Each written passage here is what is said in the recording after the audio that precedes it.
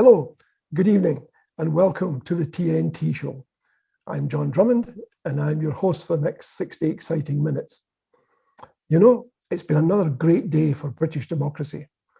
Westminster's Public Accounts Committee has today confirmed that £37 billion, not million, £37 billion has been wasted on this still not working test and trace system. Now, some people reckon that you can send a spacecraft to Mars for less than that. But think about this. Imagine if you're a nurse or a hard-working person in the NHS, and you've been told by the government that they cannot afford a sufficient pay rise for you, an adequate pay rise.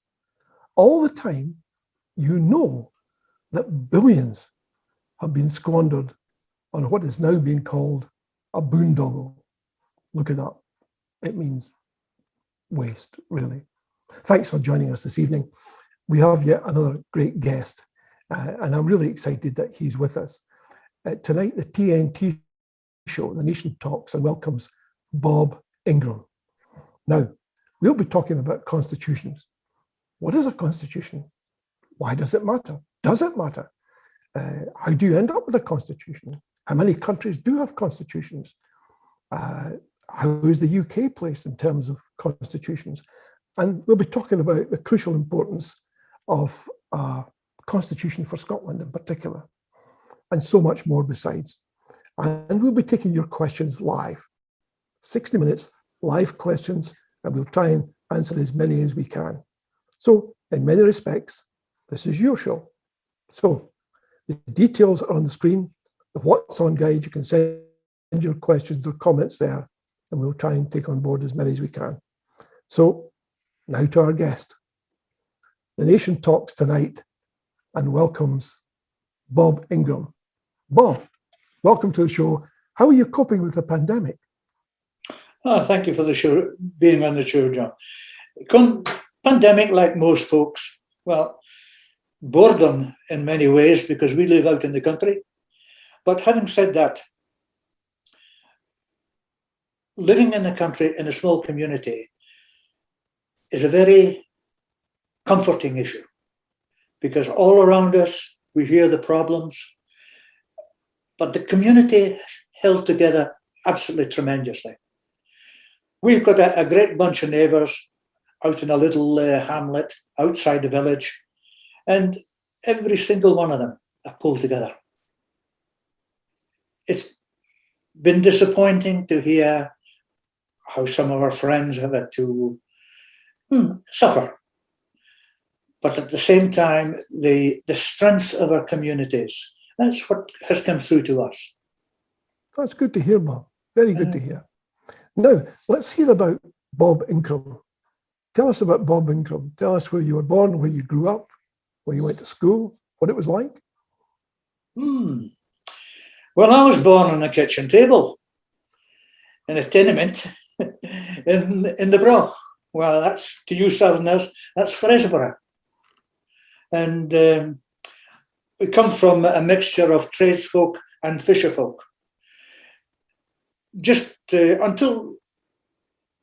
Just after I was born, the family actually moved to a village just outside Aberdeen, Buxburn. And these days, it wasn't just part of the main road, it was actually a village in its own.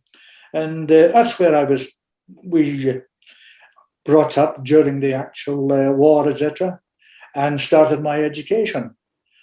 After the war, when my father came back from the Far East, we actually moved into Aberdeen.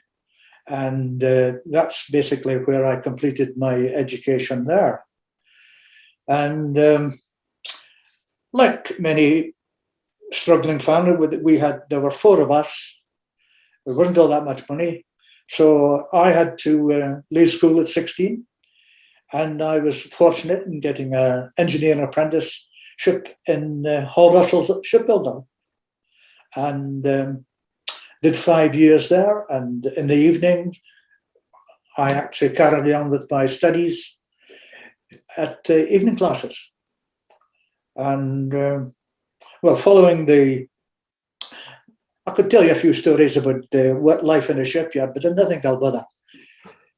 Some of them I like to think about, but there are some I much prefer to forget anyway. Well, you could be like Billy Connolly. You can make a whole career out of it, Bob. Oh my God, yes, no bother. But after I finished my apprenticeship, and I actually went off to the Merchant Navy, joined the British India Steam Navigation Company, and we basically roamed the world. I've sailed on just about every type of ship you could imagine, from tankers, cargo ships, passenger ships. You've probably heard of the educational cruise ships. I sailed on 2 of them. And I finally ended up on the Wild Reefers. That's the high-speed refrigerating boats. It was a time of, there was maritime war ongoing between the UK and basically Russia. The Russia was trying to take over the actual routes of the British merchant fleet, and we didn't have the numbers. So we built the specialized ships. The last ship I actually served on could do 33 knots. So we had very state-of-the-art front of the technology ships to combat the enemy. And it ended up with a stalemate anyway. But you probably heard of one of the ships that I sailed on, the SS Uganda. It went to the Falklands, fortunately, without me. But I'd actually sailed on her for about 2 years. And then I swapped on to her sister ship, the Kenya, and she was an extremely elegant lady. And they had needed a senior engineer to actually, who knew their ships, to keep her running because she'd been scheduled for to be sold. So I saw her at the end of her days, and we saw her going out with it as a very elegant lady. And at the same time, I continued my education as well. I did a couple of open university courses.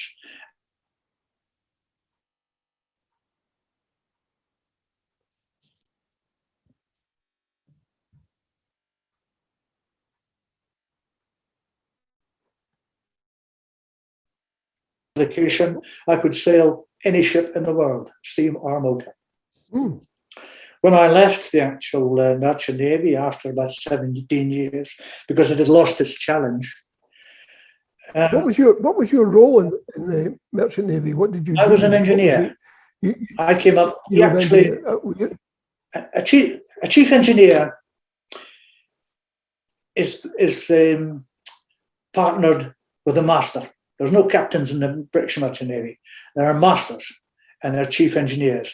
And most folk are not aware that under the law, the responsibility on a British merchant ship is divided. All technical issues come under the chief engineer, and all the other functions of the vessel come under the master. And for business purposes and managerial purposes, the master is the actual number one. But there are quite a number of issues. For example, if we were going on a contract, it was the chief engineer who actually signed for all the fuel. And in most of these contracts, it was the actual fuel, which was the biggest lump of the bill. So you actually had to be effective, you actually had to have a very good relationship between the master and the chief engineer. And in most cases, that was the case. Now, some of the people watching and listening tonight, their only association with an engineer is Scotty in Star Trek, where Captain Kirk will say typically, "Beam me up, Scotty."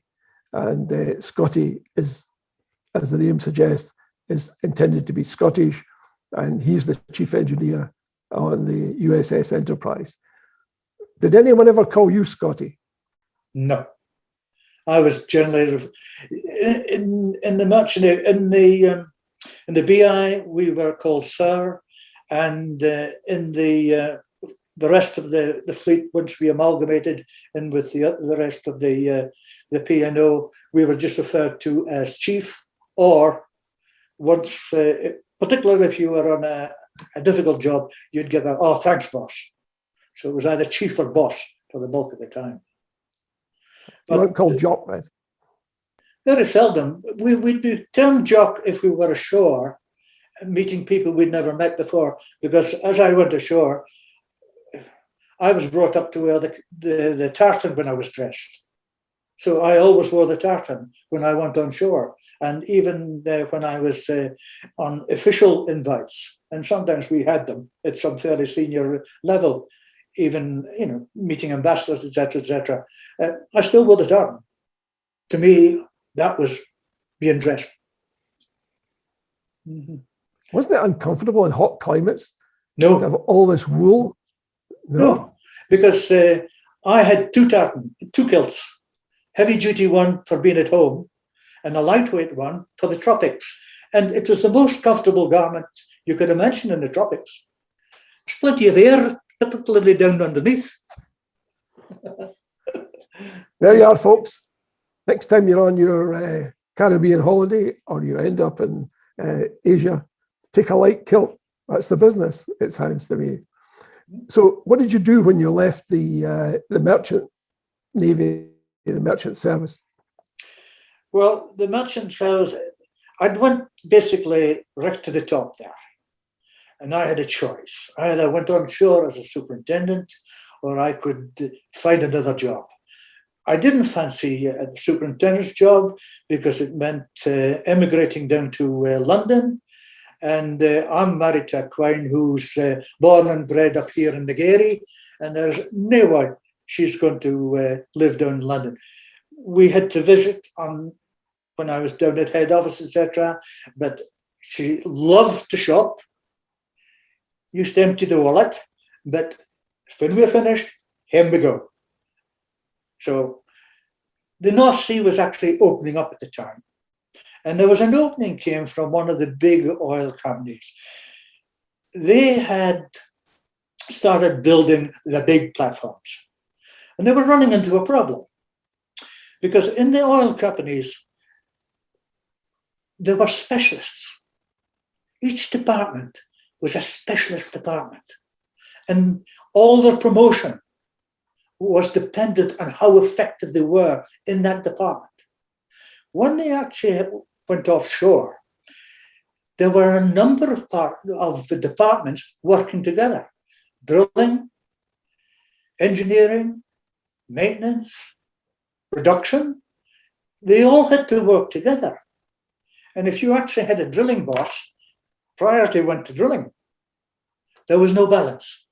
And the company said, well, where do we find people who can provide multi-activity balance? The Merchant Navy.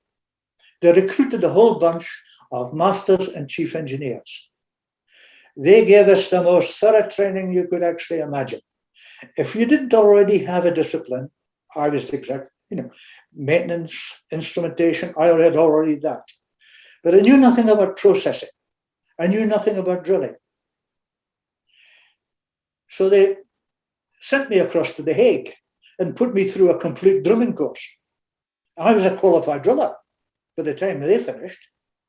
Didn't think much of it, but it was hard work. It's when they came. If you went to The Hague, does that mean this was part of Shell? Yes. At any rate, when they came back to this country, I was put through a complete production course. Everything, even to the learn how to do their computers and all the rest of it. Then we went offshore, and I started on the Dunlin platform. Well, we were paired up, a master and a chief engineer, one on each shift. That provided a balance because they needed technical expertise, which I could provide, and they also needed administration advice, which the master could provide. And again, we come from a background where we worked together, which wasn't happening at that time. And the result was that the Dunlin was, I think it was 4.5, 5 months behind schedule. At any rate, we wrapped a few heads together because the Merchant Navy was no place for tender violets.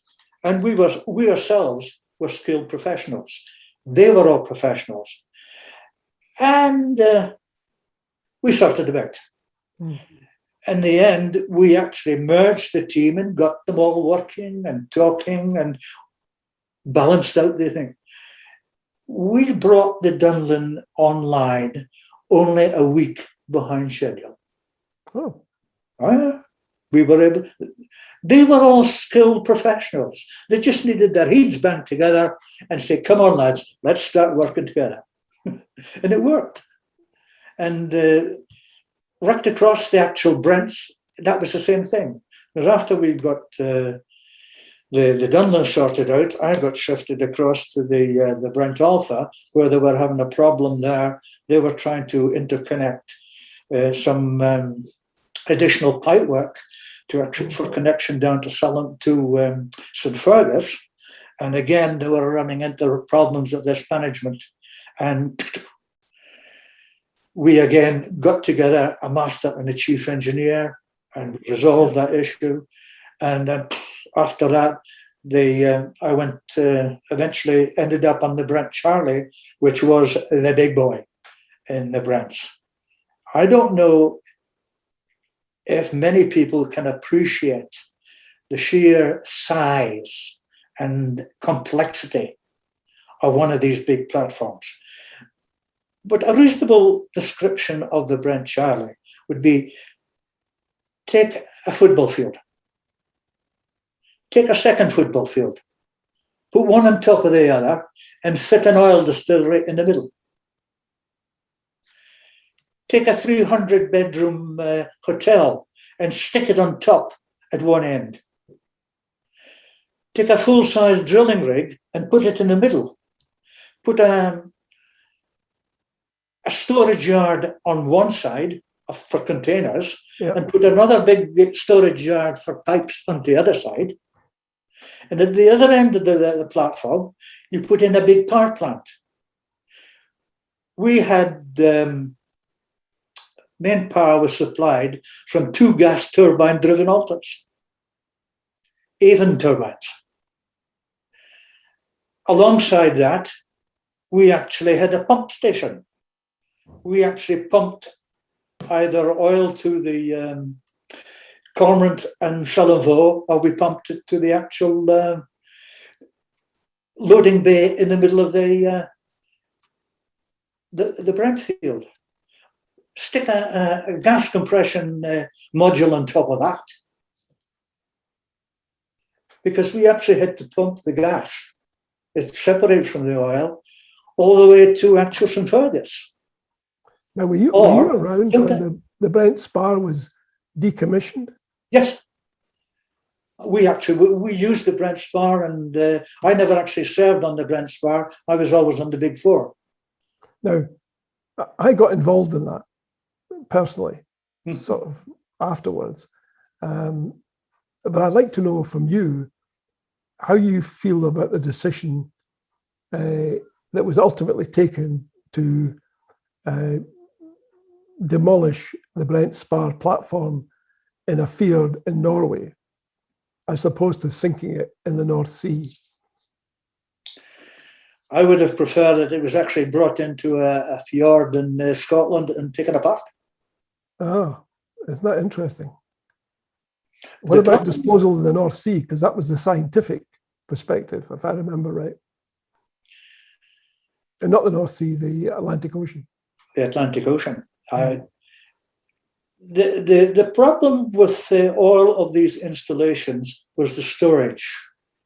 The hydrogen sulfide. It was deadly.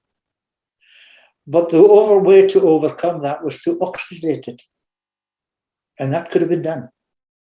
And in fact, of the 4 Brent platforms, 2 of them required continuous oxidation just to make the center columns habitable. Otherwise, the hydrogen sulfide. Yeah.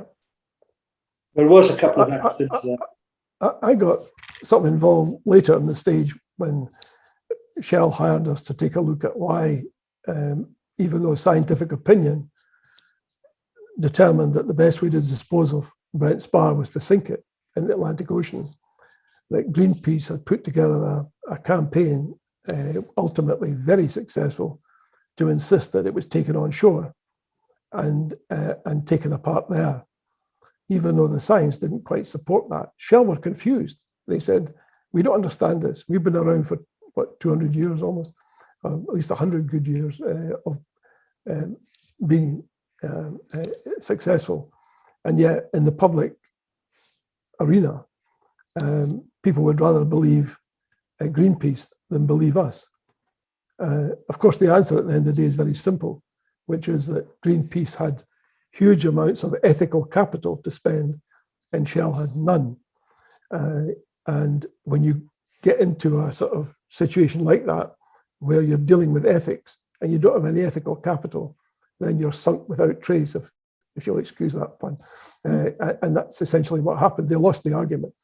Even if they produced all the most extraordinary science in the world, they would not have been successful because the public mood was conditioned by if people trusted a Greenpeace or they trusted Shell, and they decided they trusted Greenpeace significantly.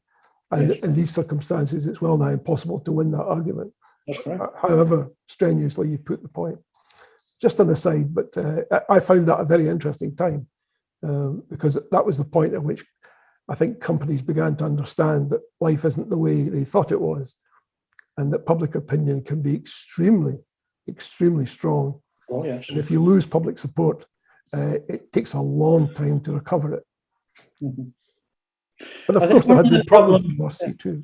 I think one of the problems that the Shell and all these big companies face is that we've been made aware that the big companies, regardless of what discipline, will put their shareholders' interests first.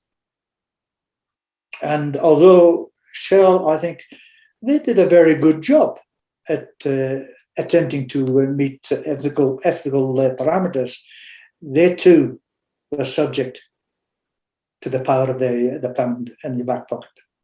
Well, you know, we checked that out way back then, and part of the problem is down to us, ironically, because we want our pensions. Yes. We want our insurances, and so much of the money that appears in our pension pots and supports our insurances comes from investment in companies like Shell and others. And we demand good returns on those investments.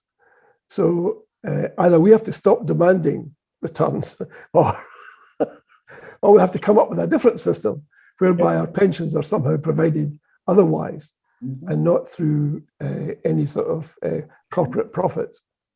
There needs to be a better balance. That's what's missing. Yeah. There's not a balance there. Yeah. And it's maybe unreasonable to expect companies to provide that balance. Maybe we should be saying to governments, you need to get involved in some way of dealing with corporate profits in a way that takes away, because I used to speak to so many executives who say to me categorically, if I don't produce a sufficient return as specified, then I'll be replaced by somebody who will. Yes, that's quite correct.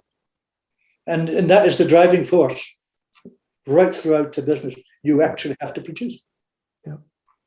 So you had this great career in the merchant service, the merchant navy. You had another great career in the North Sea, and then what did you? At some point, you must have decided you wanted to retire. And what did you do then? Yeah. Well, actually, once I retired, I was able to actually pay back a little to the community.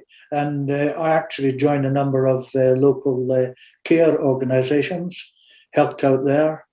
I also, once we actually moved out into the country, I became a community councillor. I spent 9 years as a local community councillor. My wife is one of these people. Her feet are firmly on the ground. Yeah. And no matter what position I achieved, whether it was in the merchant navy or in the oil industry, anytime I started getting a wee bit inflated head, I was quickly deflated. Just get down to earth, man. Get down to earth. Well, I tell you what, Bob. Let's talk about constitutions. Yes. Because there will be many people, I suspect, watching and listening tonight will be saying to themselves, I'm not sure I quite understand what a constitution is and why it has any relevance to my life. What would your answer be to that? Go to the nearest club. Go to their golf club, or go to their bowling club, or go to their football club. There are rules and regulations. Most times it's the actual committee who actually formulate them, but they're authorized by the members. And that sets out the conduct and the principles and the rules and regulations for the club. And a nation is just the same. You actually needed rules and regulations.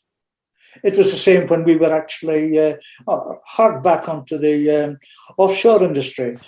Everyone who actually went on an offshore platform, the first thing they saw was the station bill. That set out where their place was on the platform. Behind that, the actual departmental heads had all had their own procedures, etc. Mm-hmm. The OIM was in charge of that, but he couldn't authorize it. Yeah. That actually had to go back to the authorizing force. Okay. And that was in a company, that's the bosses. Yeah. But in a country, you still need that authority. And it but don't we have that? Don't we have laws? Surely the laws give us that. The laws are executive instructions. Behind these laws, you have a constitution which sets out the principles that guide the actual functions of the actual parliament. A constitution, it's a collection of higher laws, mm-hmm. which outlines the principles on which your country actually operate. Utilizing they actually set out they're set out in such a manner that they can't be changed by just an ordinary act of parliament. It takes a special procedure to actually change part of an amendment. Okay. A constitution, it sets out, it's the basic principles of the state, the structures and the processes, and the fundamental rights of people. That's all spelt out under the basic principles of a nation. It controls the conduct of how our parliamentarians work, how our local authorities work. Do you believe that this constitution has to be written down? Most definitely. Because we have seen shambles. What's wrong with the UK approach of the UK has a constitution? Okay, it's not all collected together or codified. I mean, but it is written down in different acts and different rulings and different judgments and different reactions of people across the years. What's wrong with that? Because it just takes a prime minister with the right majority to go in and change any of these laws. He can change a basic principle if he's got the majority. If you have a written constitution, you can't do that.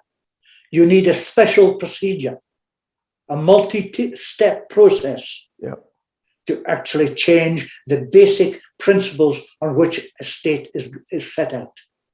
Now, some people watching and listening tonight will be thinking to themselves, well, you know something, I watch countries with written constitutions, and it seems to me they're not a great deal better than here. I mean, they'll be thinking about the United States, which has had a constitution since the late 18th century, let's put it that way. And yet, look at the troubles they have.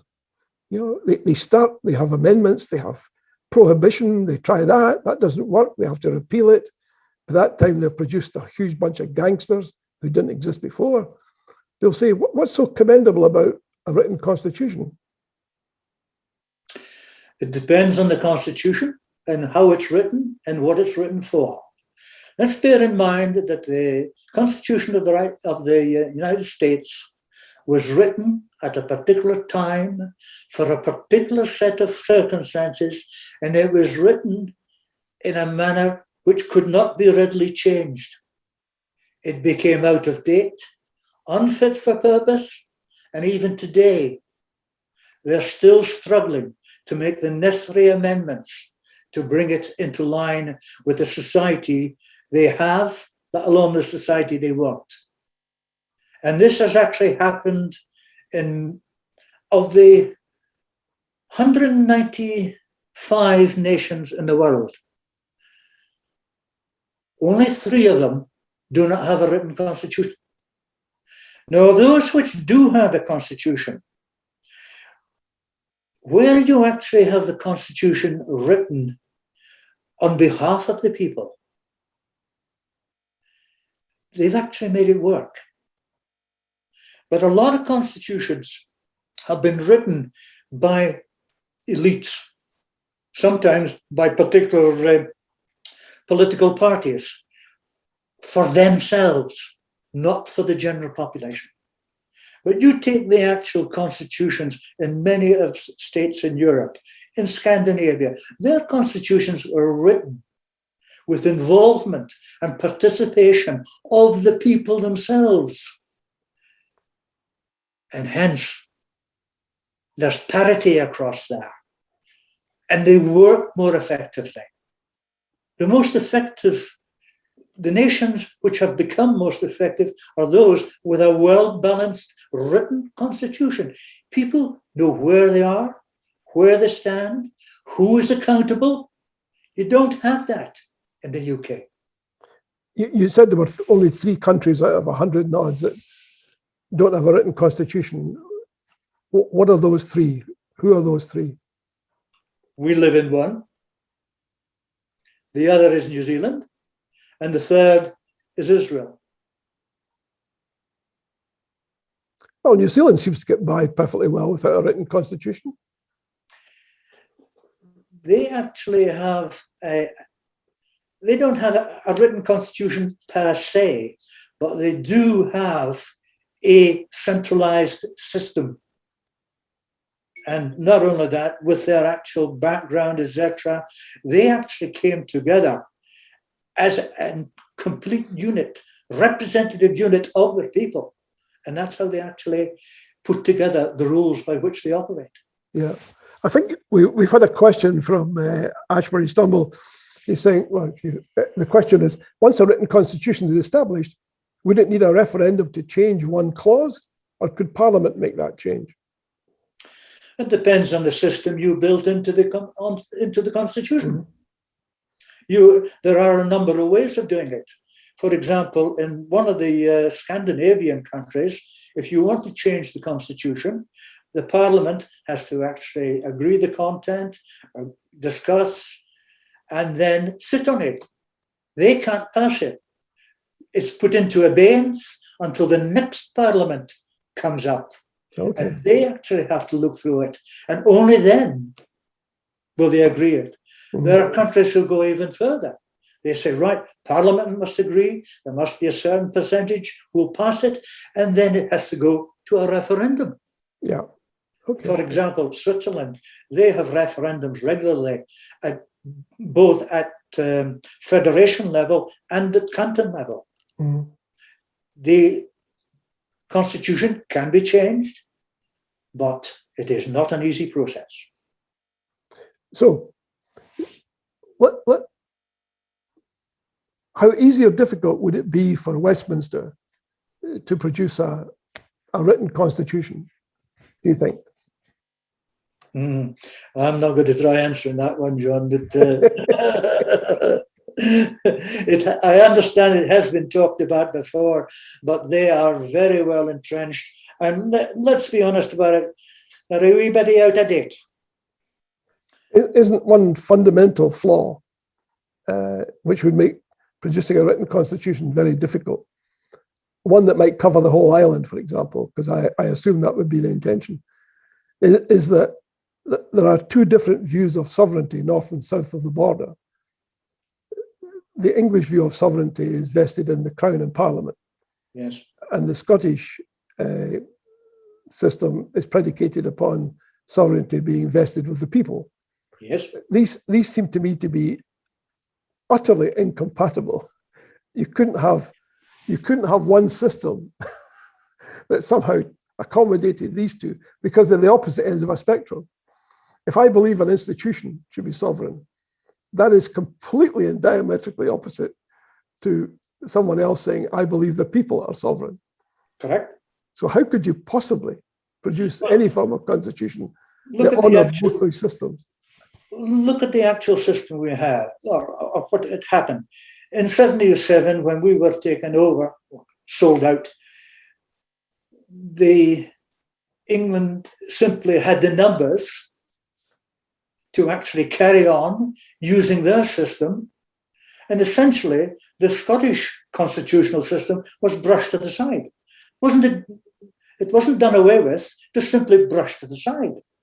Today, that system, parliamentary sovereignty, is the one which controls us. It authorizes our current government in Holyrood.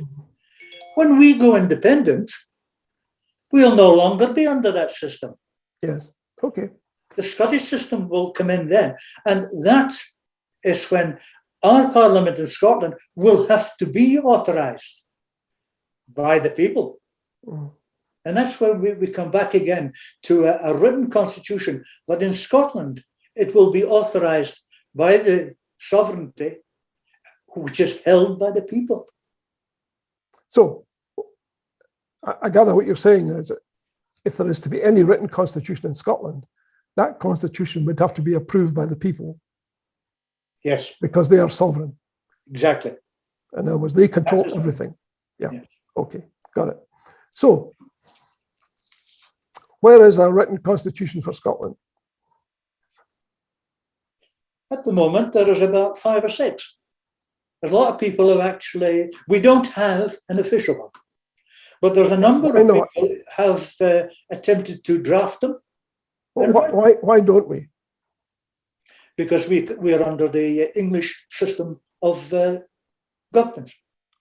Sorry, okay, but what is to prevent the Scottish Parliament drawing up a constitution? Nothing. So why haven't they done it? Ask them. I don't know. We don't have them on tonight, Bob. We've got you, and I'm asking you why you think. Because it seems to me self-evidently that this is a good thing. Yes. So therefore I ask myself, and I'm asking you, if it is such a good thing, and so self-evidently a good thing, why have the Scottish government that's been in power for at least 12 years not produced at least a draft constitution for Scotland? But they actually have had 2 draft constitutions written for them. But they appear to be reluctant to actually share with the rest of us what they are actually considering and planning.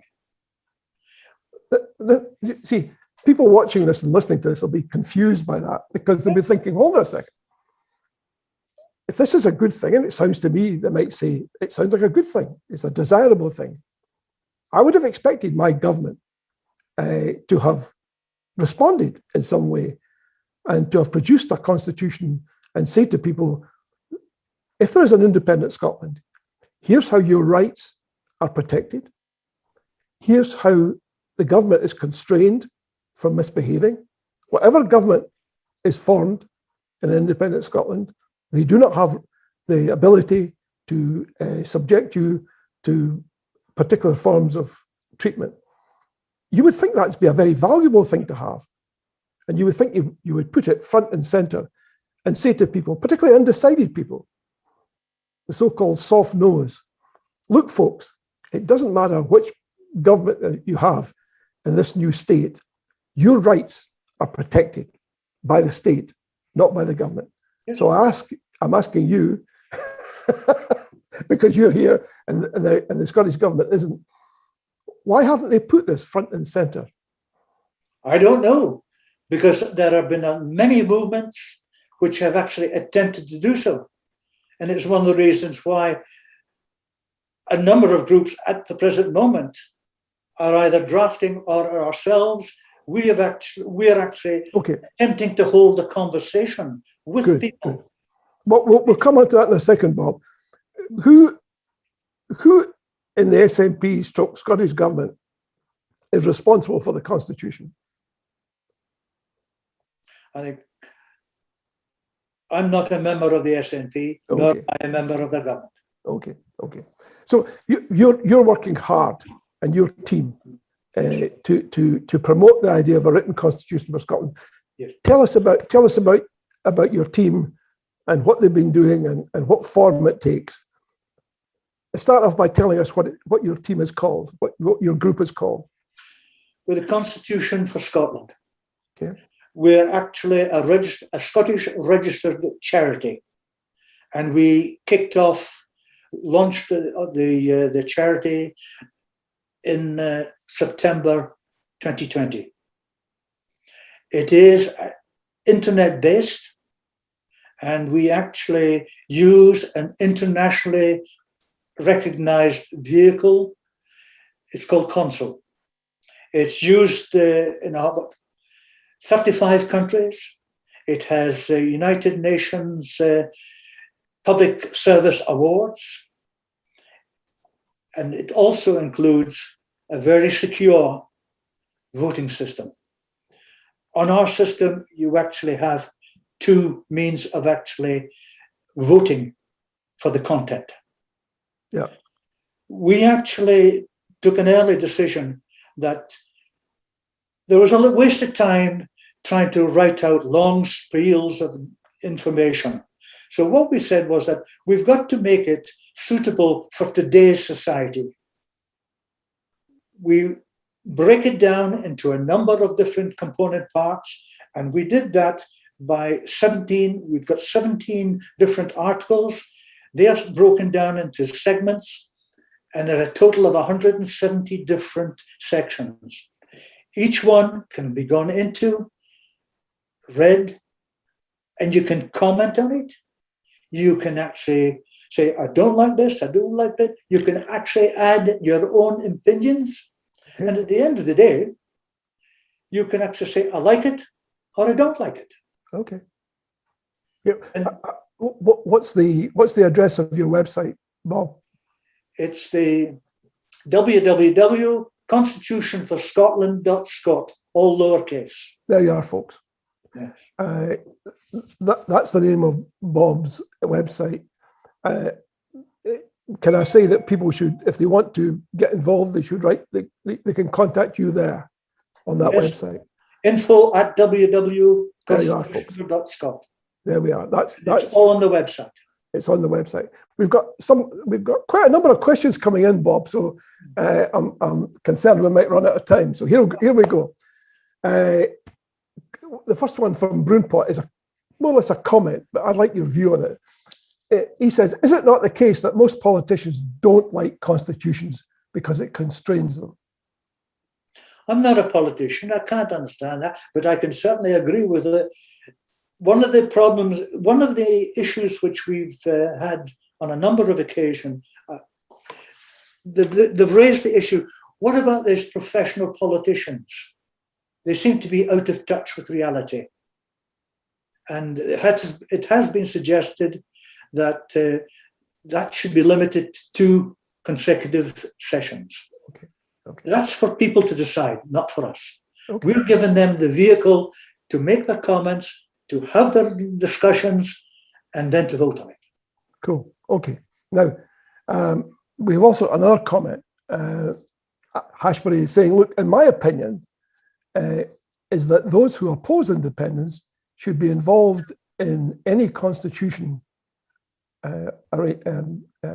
discussions about what we might adopt after the referendum, but before separation is finally achieved. So he's saying that people who oppose ought to be involved in working towards developing a constitution. How do you feel about that? Total agreement. We are saying anybody and everybody can come onto our website and put their point of view, and discuss it. A number of people are still confused. Peter is saying, and I hate to keep going back to this, but it seems such a terribly, terribly obvious point. And I'm not suggesting you can necessarily answer this because you've given it your best shot, Bob.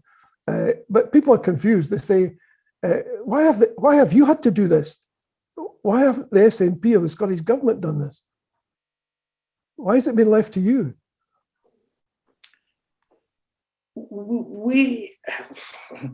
I don't know. The answer is, I don't know. But what I've found is that politicians need to be led. And one of the reasons we actually put in a voting system is that we could tabulate votes in order to gather numbers to apply pressure. If there's just a half a dozen votes, the politicians will sweep it under the table. But if there's 10,000 votes on our website, they'll listen. Direct votes. And that's how I would recommend we put pressure on the government, because you will have to put pressure on. Yeah. Have you been in touch with anyone? Have you been in touch with Nicola Sturgeon? Or? I've met Nicola Sturgeon on one occasion when she was in the cabinet up in Alex Salmon took the cabinet up to Elgin. I met her there. I just had a few words with her. She was a rather busy lady. Yeah. But have you contacted her since to say, look, this is what we're doing. We think it has merit? We've sent copies of our constitution to the SNP headquarters a number of times. We have made direct contact with a number, or we have attempted to make direct contact with a number of the senior members of the SNP. I've actually had, I think, 2 senior members at presentations which I have given. None of them have ever come back. Okay. So therefore, it's evident from what you're saying that though it seems to be self-evident to many of us, it's not a priority for the government. That seems to chime with the experiences of other people. Well, good wishes for your charity.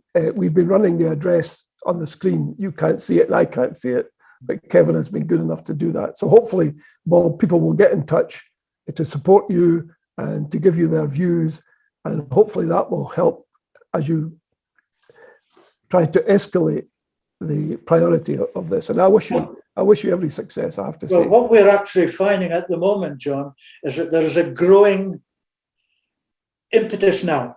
We started off with, there was very, very few, but over the actual months, the preceding months, we've been giving presentations.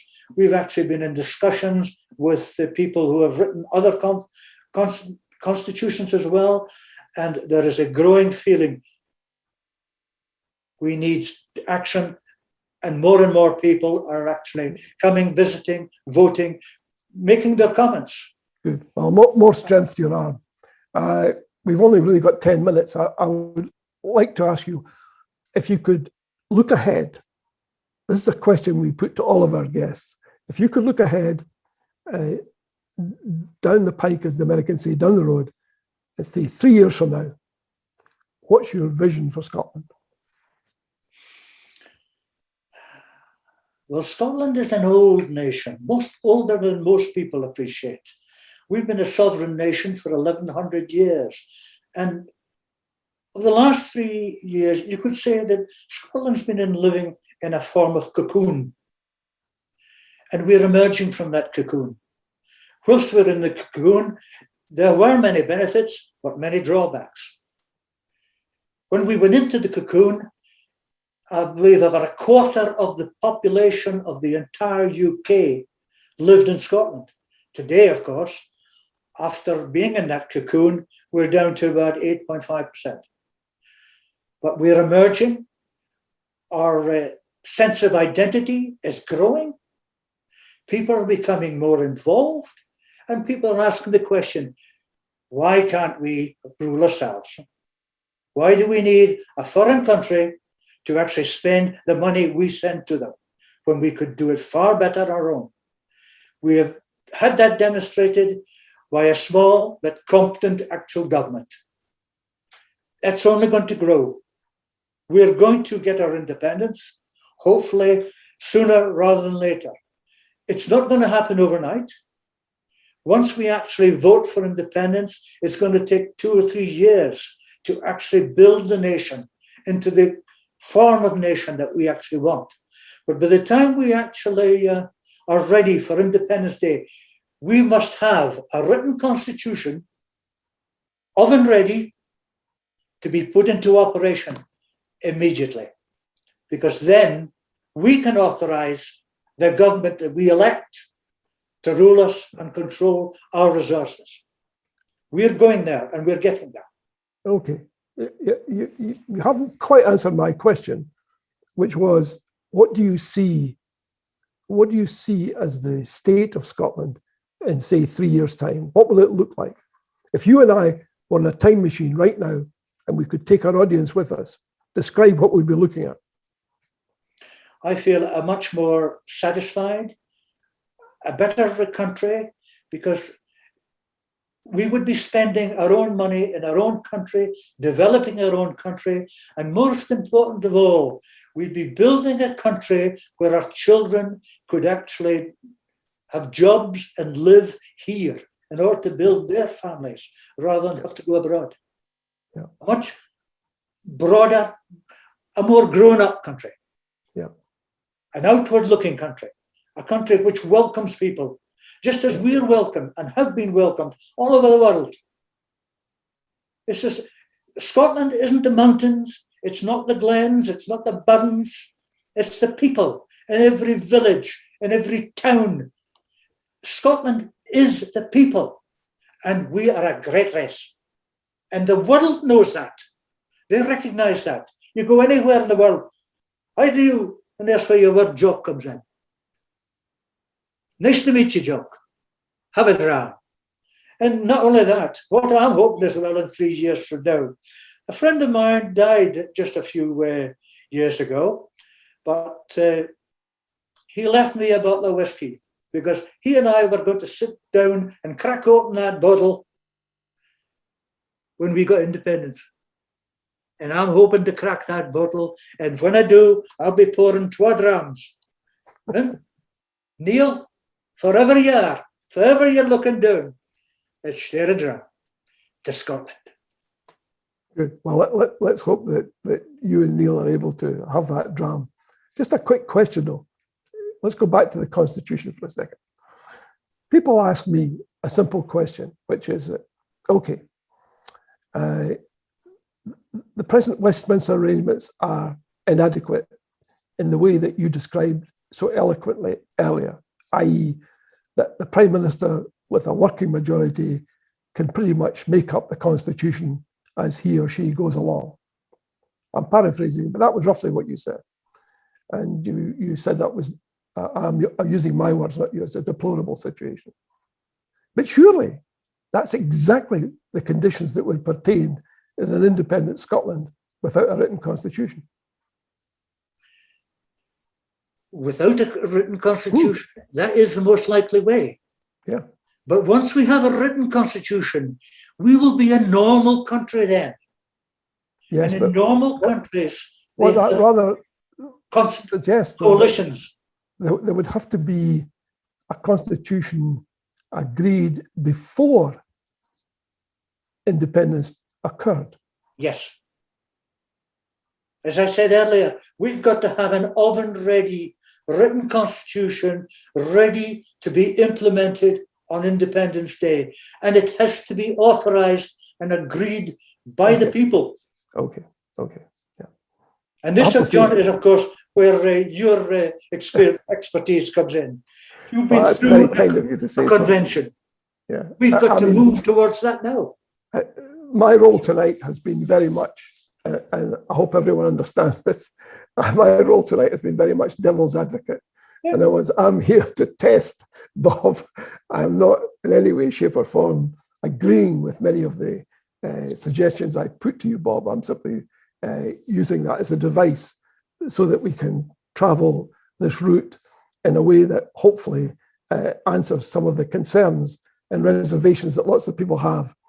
Because you didn't actually say this, but the reality is that when people's knowledge of constitutions has been tested in this country, it's frankly lamentable.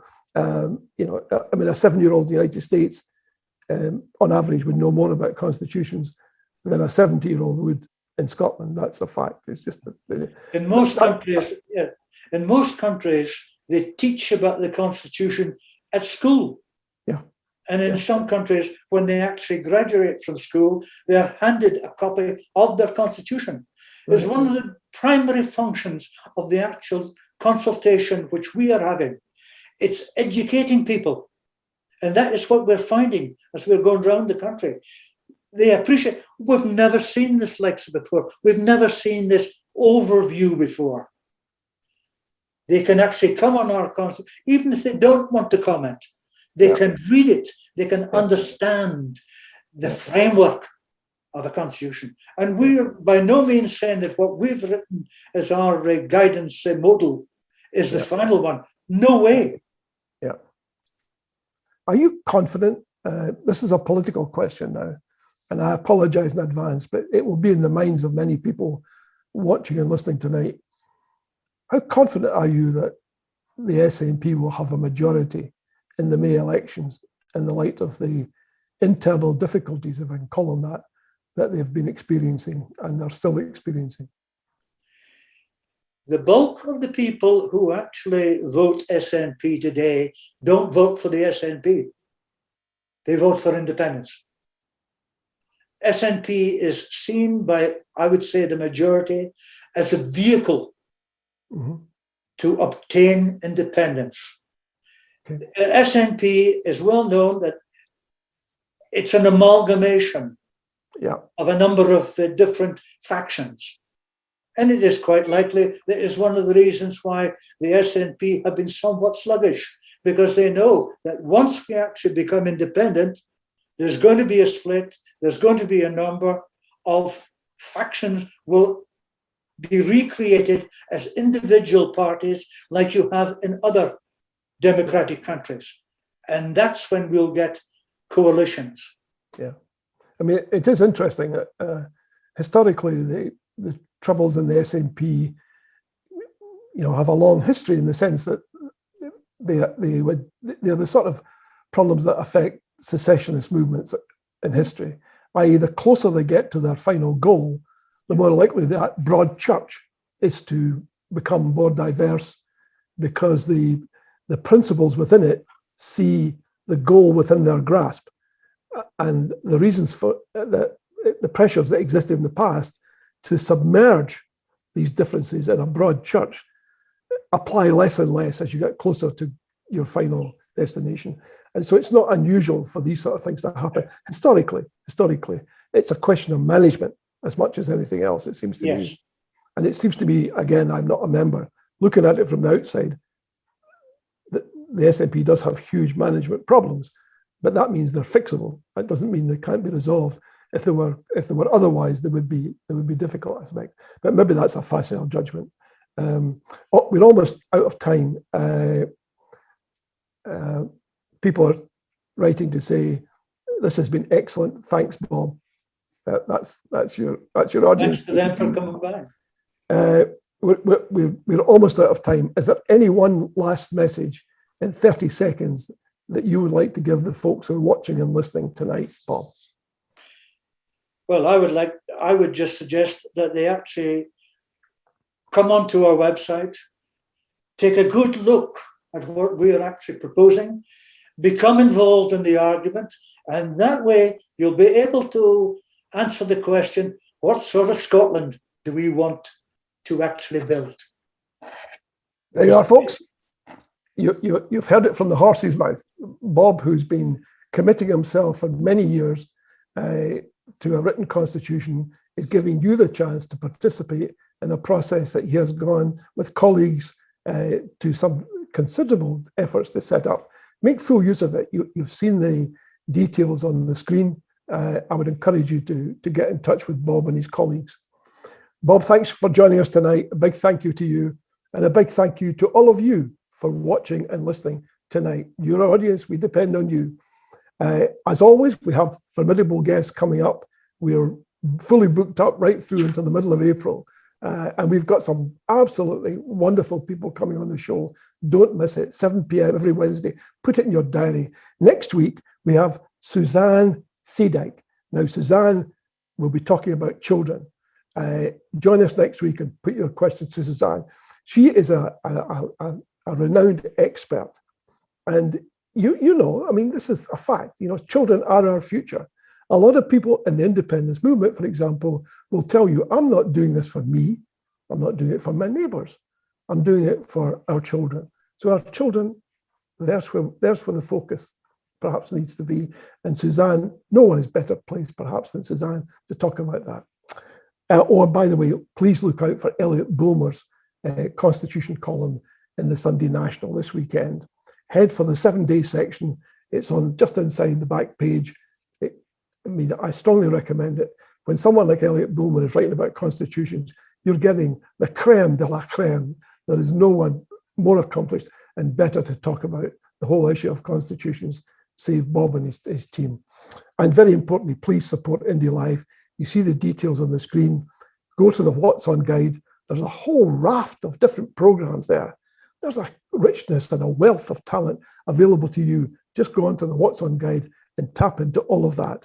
And remember, as we say, good night. It's been a great day for British democracy. Good night, all. Thank you for watching and listening.